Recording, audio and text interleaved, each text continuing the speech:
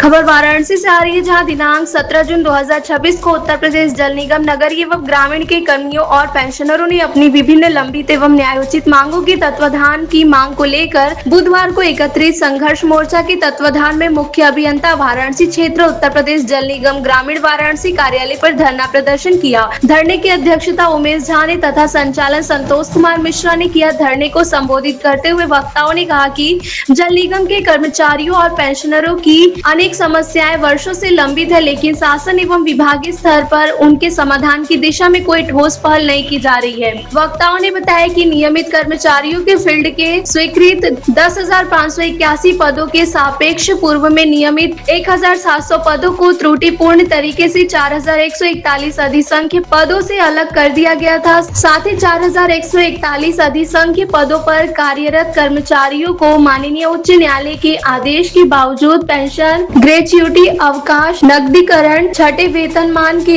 Arrear सहित अन्य देय लाभ आज तक नहीं दिए गए हैं। वाराणसी से धनेश्वर सहानी की रिपोर्ट। जिंदाबाद जिंदाबाद जिंदाबाद, इनकलाब जिंदाबाद जिंदाबाद जिंदाबाद, निगम प्रशासन मुर्दाबाद मुर्दाबाद मुर्दाबाद, वेतन पेंशन भीख नहीं है, ये अधिकार हमारा है। इनकलाब जिंदाबाद जिंदाबाद जिंदाबाद, हक मांगना अगर बगावत है तो समझो हम भी बागी हैं। हक मांगना अगर बगावत है तो समझो हम भी बागी हैं। इनकलाब जिंदाबाद जिंदाबाद जिंदाबाद, हमारी मांग है जिंदाबाद जिंदाबाद जिंदाबाद।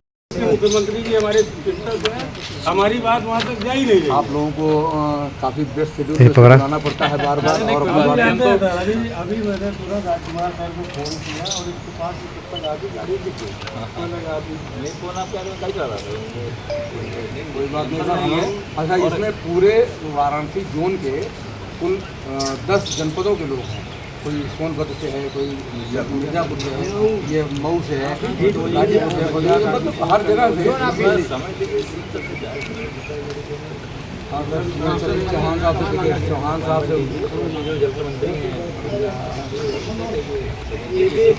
से मैं ये आपको दे रहा हूँ माननीय मुख्यमंत्री जी के प्रतिनिधि के रूप में। आप ये हमारी इस मांग को मुख्यालय तक पहुँचाएँ और माननीय मुख्यमंत्री जी से अपनी तरफ से भी रिकमेंड कराइए कि हम जल निगम के लोग दूसरों को समस्या क्या आ रही है? समस्या मूल रूप से आ रही बात कि ये कह रहे हैं मेरे पास फंड नहीं है, मेरे पास धन नहीं है, और वेतन हम लोगों के पड़े हुए हैं। हम लोगों के जो अनुकंपा नियुक्तियां हैं वो सब नहीं ले रहे हैं ये लोग, और अनुकंपा नियुक्ति बंद अनुसार DA DR ये सब नहीं दे रहे हैं। रिटायर्ड कर्मचारियों को पेंशन नहीं दे रहे हैं, PPO जारी नहीं कर रहे हैं। तो ये सब सारी हमारी 10 लाख हमारी ग्रेच्युटी है, 2 लाख भेज रहे हैं। हम लोग की मांग से वहाँ से सीट पे पहुँच नहीं पा रही है जहाँ हम लोग का निराकरण हो। मैं राजेश कुमार, उत्तर प्रदेश जल निगम कर्मचारी संघ जिला अध्यक्ष। देखिए, प्रकार मैं क्या आपको बताऊं। मैं जल निगम IAS जो हमारे MD हैं, मैं उनसे एक पीड़ित हूं, और सबसे ज़्यादा चिंता का विषय इस समय हमारे लिए बना हुआ है कि हमें वेतन माह फरवरी 2025 से बकाया है, और माह मई 2025 का इन्होंने दे दिया। हमारा ये जो बकाया डिफरेंस वेतन है, ये कब देंगे, या कौन से कानून में ऐसा है इनके कि जो बकाया वेतन रोक करके हमें 1 माह का इन्होंने वेतन दिया। हमारे को पेंशनर के जो हमारे पेंशनर साथी उन्हें पेंशन दिया, माह मई 2025 का दिया इन्होंने। हमें आज तक इन्होंने 7वां वेतन नहीं दिया, जो 7-10 साल से हमारा रुका हुआ है। माननीय मुख्यमंत्री जी हमारे उत्तर प्रदेश में, हमारे हर जगह जो भी हमारे उत्तर प्रदेश के कर्मचारी हैं, उन लोगों को आज 7वां वेतन से उनको वेतन दिया जा रहा है, और हमें 6 वेतन में रोके हुए हैं। 212% DA महंगाई भत्ता दे रहे हैं हमें वेतन में, जो कि उत्तर प्रदेश सरकार द्वारा, हमारे राज्यपाल महोदय द्वारा यह अनुमोदित है कि 262% DA महंगाई भत्ता लगा करके कर्मचारियों को दें। हमें बहुत तरह से ये पीड़ित किए जा रहे हैं, और मैं ये काफ़ी वर्षों से पीड़ित हूँ। जब भी हमारा दर्द बहुत ज़्यादा हो जाता है तो हम आप परिवार के माध्यम से, अपने तमाम कर्मचारियों के सहयोग से हम इस पीड़ा को आप तक पहुंचाते हैं। अभी मेरा जल निगम भगवानपुर उत्तर प्रदेश के जो हमारे एक अंग है, उसमें मुख्य अभियंता कार्यालय ग्रामीण कैंपस में हमने तमाम कर्मचारियों को लेकर के, पेंशनरों के लेकर के एक धरना आयोजित किया। और मेरा मुख्य मांग बस यही है कि हमारे वेतन, पेंशन, हमारे मृतक आश्रित जो आज उनके परिवार को अनुकंपा नियुक्ति मिल जानी चाहिए थी, 4 सालों से ये रोक के बैठे हुए हैं।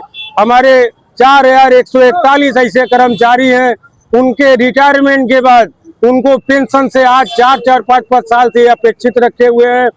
और हम इससे ज्यादा आपको क्या बता पाएंगे। क्या कारण है कि हाई कोर्ट के आदेश होने के बाद भी ये जो है आपको मई 2025 का पेंशन भी उसके बाद से मिलेगी? महोदय, ये हिटलरशाही है इनकी। हमारे माननीय जो हमारे जज महोदय हैं, हाई कोर्ट हो या सुप्रीम कोर्ट हो, इनके जब भी हमारे आईएएस के ऊपर दबाव बनते हैं तो ये अपना जान छुड़ाने के लिए अपनी नियति क्या है इनकी हमें नहीं पता। हमें बस इतना ये जानते हैं कि हमें जिस तरह से ये शोषण करना चाहें ये कर लेते हैं।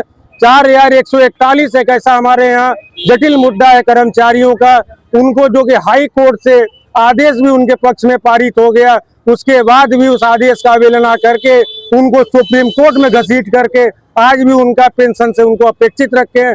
दुर्भाग्य तो ये है कि आश्रित अनुकंपा नियुक्ति जो उनके परिवार को 4141 से आच्छादित कर्मचारी है, उनके परिवार का अगर कोई मौत हो गया उस कर्मचारी का, तो उस परिवार को न आश्रित अनुकंपा नियुक्ति मिली है, न उनको पेंशन प्राप्त हो रहा है। वेतन से तो रिटायरमेंट के बाद वैसे भी वो लाभान्वित नहीं हो पाते हैं। हमारे चैनल के माध्यम से क्या मांग करते हैं? हम आप परिवार पे बड़ा नाच करते हैं। यहाँ से लेकर के मुख्यालय तक जब हम किसी कार्यक्रम को आयोजित करते हैं तो बड़ा सभ्यता के साथ आप परिवार हमारी बातों को माननीय मुख्यमंत्री जी तक पहुंचाने का प्रयास करते हैं। और हम पुनः ये उम्मीद करते हैं कि हमारे बिचौलियों के पास ये बातें न रह जाएं, वो आपके द्वारा हम उत्तर प्रदेश के माननीय मुख्यमंत्री योगी आदित्यनाथ जी तक अपनी बात पहुंचाने के लिए सविनय निवेदन करते हैं। बड़ी उम्मीद करते हैं कि अगर माननीय मुख्यमंत्री जी तक बात जाएगी तो हम कहना चाह रहे हैं वो नाराज न हो। हमारे जो जल निगम के मंत्री हैं, नगरी के जल निगम उत्तर प्रदेश नगरी के कर्मचारियों को जो वेतन से